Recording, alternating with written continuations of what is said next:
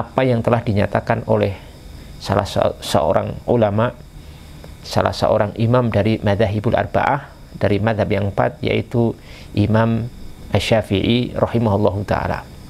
Beliau pernah mengatakan, qauli shawabun yahtamilu al-khata' wa qaulu al-mukhalifi khata'un yahtamilu as-shawab. Pendapatku itu benar, tapi memiliki kemungkinan salah, mengandung memuat kemungkinan salah. Sedangkan pendapat orang yang menyelisih pendapatku itu salah, tapi mengandung kemungkinan atau bermuatan kemungkinan benar. Bismillahirrahmanirrahim. Assalamualaikum warahmatullahi wabarakatuh. Alhamdulillahirabbil alamin, wassalatu wassalamu ala asyrafil anbiya'i wal mursalin sayyidina Muhammadin wa ala alihi wa sahbihi wa man tabi'ahum bi ihsan ila yaumiddin. Tsumma amma ba'd. Masyarul muslimin yang dimuliakan Allah Subhanahu wa taala, kebanyakan masalah-masalah ijtihadiyah, yaitu masalah-masalah yang ada ruang bagi ulama untuk beristihad di dalamnya, itu hampir semua ulama ahli istihad dalam beristihad tidak memastikan akan kebenaran istihad di dalamnya, artinya kebenaran secara mutlak. Akan tetapi mereka menyimpulkan satu hukum dari dalil-dalil tersebut itu berlandaskan atas tarjih ataupun pendapat yang mereka rasa lebih kuat dari pendapat yang lain, dengan golabatul dzon atau praduga, analisa yang ada pada diri mereka, yang itu mendominasi daripada pendapat-pendapat yang ada. Dan seperti ini itu sudah dimaklumi dalam ranah ilmiah di sisi para ulama kita, karena dalam syariat Islam di sisi para ulama kita rahimahullahu ta'ala, bahwasanya untuk beristihad itu tidak diharuskan seorang ulama ahli istihad mencapai level yakin, tetapi diperbolehkan dan dicukupkan untuk mendasari kesimpulannya dengan prasangka yang dominan atau golabatul dzon. Dan ini sebagai bukti atau salah satu bukti akan kemudahan dan keluasan daripada syariat Islam. Hal ini sebagaimana bisa kita contohkan dari hadis Nabi Muhammad SAW yang datang dari Ummu Salamah, Ummahatul Mukminin, Ummu Salamah, yang diriwayatkan oleh Imam Al-Bukhari dan Imam Muslim, bahwasanya Nabi kita Muhammad SAW bersabda, innakum takhtasimuna ilayya wa la'ala ba'dakum ayyakuna alhana bihujjati min ba'din fa'aqdiya lahu ala nahwi mimma asma'u min faman qata'tu lahu min haqqi akhihi syai'a fala ya'khudhu fa inna ma aqta'u lahu bihi qit'atan minan nar. Yang artinya, sungguh kalian telah bersengketa kepadaku. Bisa jadi sebagian kalian lebih cerdas, lebih fasih dalam menyampaikan argumentasinya daripada sebagian yang lain. Maka aku memutuskan baginya, bagi salah satu di antara dua orang yang bersengketa ini, sesuai apa yang aku dengar darinya.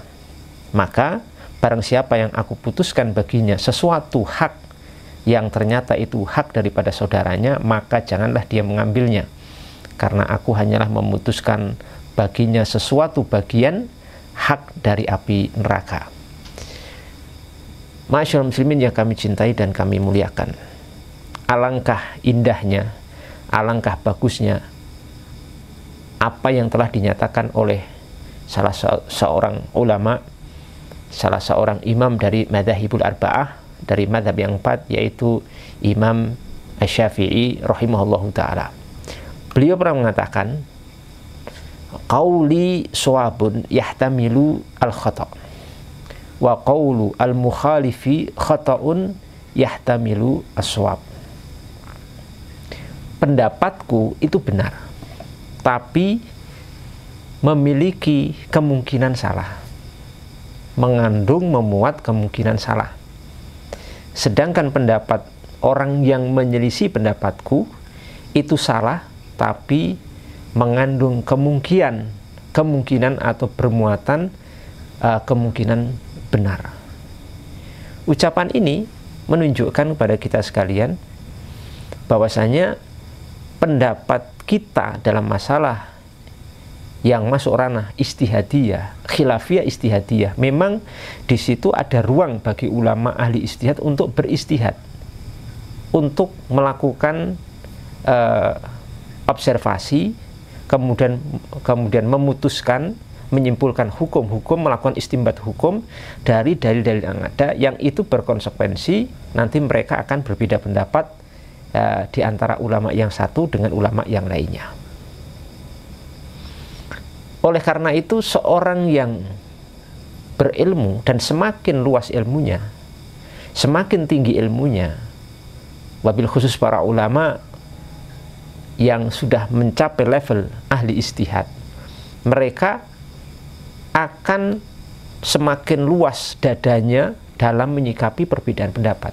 Dan ini fakta yang bisa kita ketahui dari sejarah, dari masa ke masa, sejak zaman sahabat, kemudian kurun tabi'in, tabi'ut tabi'in, kemudian para a'immatul huda, kemudian para a'immatul fuqaha, kemudian para imam mazhab fikih yang 4, Imam Abu Hanifah, Imam Malik bin Anas, Imam Asy-Syafi'i, kemudian juga Imam Ahmad bin Hanbal serta murid-murid mereka dari masa ke masa. Mereka karena orang-orang yang luas ilmunya, kemudian mereka orang-orang yang sangat komplit daripada ilmu-ilmu alatnya, kemudian mereka orang-orang yang memiliki mutola'ah yang sangat luar biasa, mereka akan sangat mudah untuk memahami perbedaan pendapat dalam masalah yang memang di situ ada ruang untuk berbeda, karena ada ruang untuk beristihad. Karena konsekuensi istihad itu akan menghasilkan perbedaan pendapat, dan itu sudah ada sejak zaman sahabat Nabi Muhammad SAW. Bahkan ketika Nabi masih hidup, di kalangan sahabat sudah ada perbedaan pendapat. Kemudian dilanjutkan setelah Nabi wafat, tambah lagi ada perbedaan pendapat, dan perbedaan itu semakin lama semakin banyak, semakin luas di kurun-kurun yang setelahnya sampai zaman kita sekarang ini. Kenapa sekarang orang-orang yang berilmu semakin luas ilmunya akan semakin lapang dada, bisa menerima perbedaan pendapat, bisa menghormati pendapat orang lain yang berbeda dengannya dalam ranah ijtihad, ya, ranah ijtihadiyah, khilafiyah, mu'tabarah, seperti banyak contoh-contohnya yang mungkin tidak bisa kita sebutkan di sini. Paling tidak di sini bisa kita sampaikan ada 4 sebab.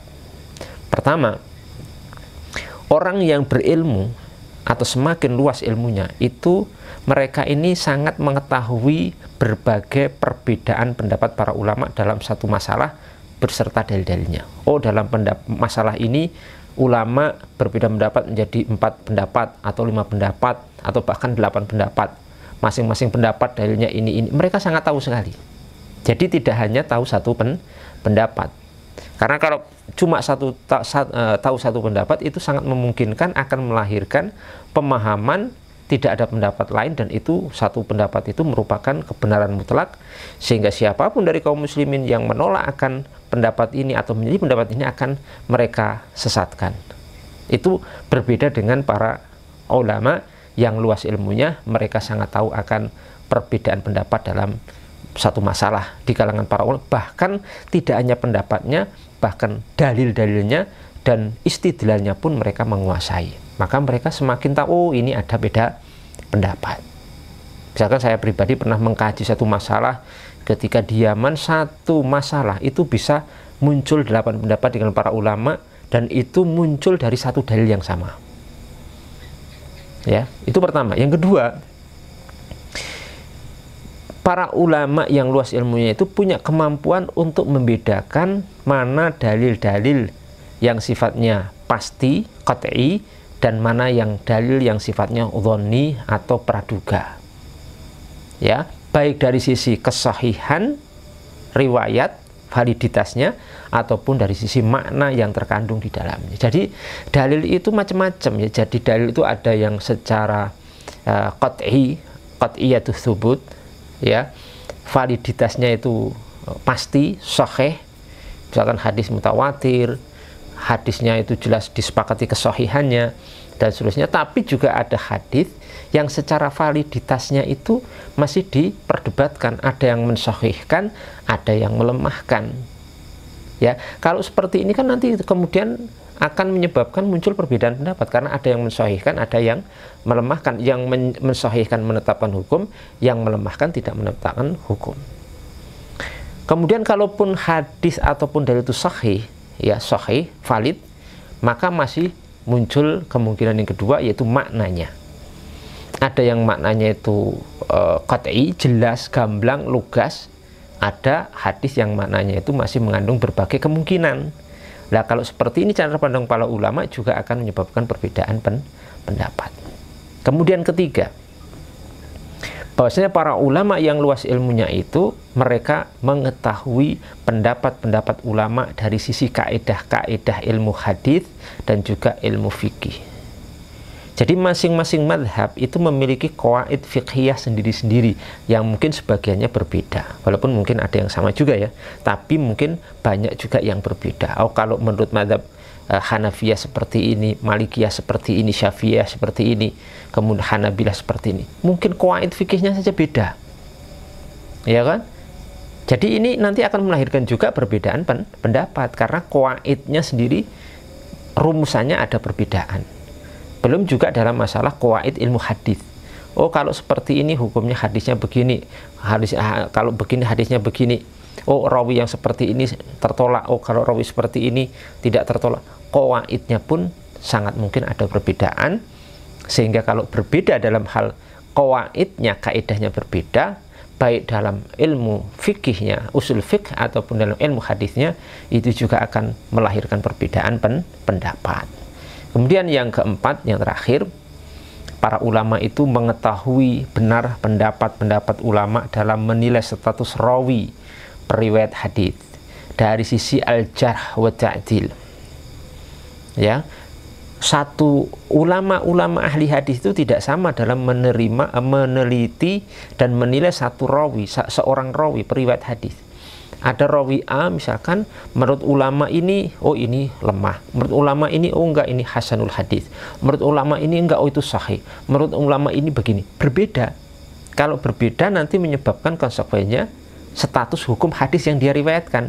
Nanti status hukum hadisnya akan berbeda pula karena adanya perbedaan cara pandang dalam menilai perawi daripada hadis tersebut.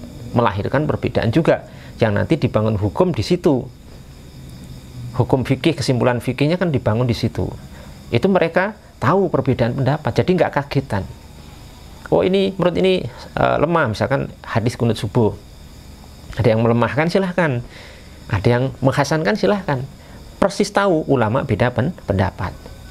Ya, dari satu ini. Kemudian juga itu juga menyebabkan perbedaan tadi, kesahihan atau kelemahan satu hadis.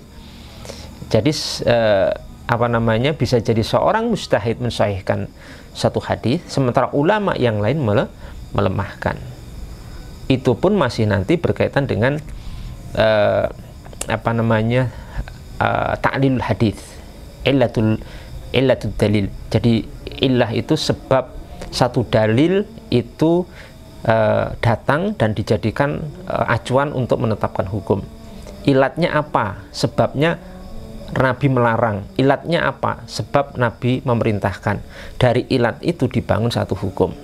Maka ada kaidah para ulama, al-hukmu yaduru ma'illatihi wujudan wa adaman. Bahwasanya hukum itu akan beredar sesuai dengan peredaran daripada ilat hukum.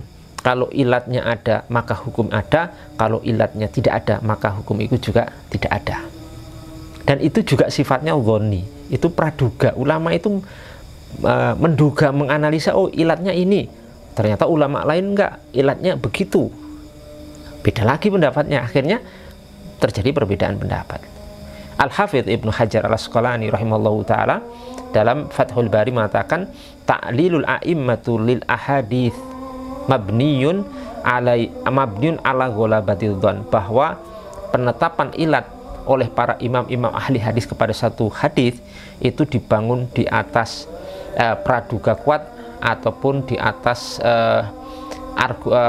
asumsi ataupun penelitian dengan melakukan hal itu dilakukan secara mana yang lebih dominan dari prasangka yang mereka rasa kuat.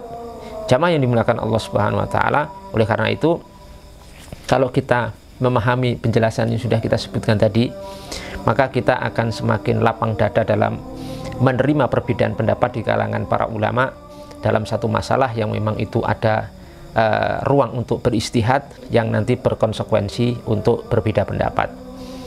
Dalam ranah seperti ini, hendaknya seorang muslim berusaha untuk mengikuti pendapat yang dia yakini, kemudian dia berusaha untuk menghormati pendapat orang lain, tidak memaksa orang lain untuk mengikuti pendapatnya, apalagi menjadikan perbedaan pendapat dalam masalah khilafiyah istihadiyah mu'tabarah seperti ini sebagai alasan untuk bersekutu, bermusuhan, apalagi sampai menyesatkan dan mengeluarkan saudara sesama muslim dari lingkup ahli sunnah wal jamaah. Semoga apa yang kita sampaikan bermanfaat. Mohon maaf kalau ada kekurangan. Assalamualaikum warahmatullahi wabarakatuh.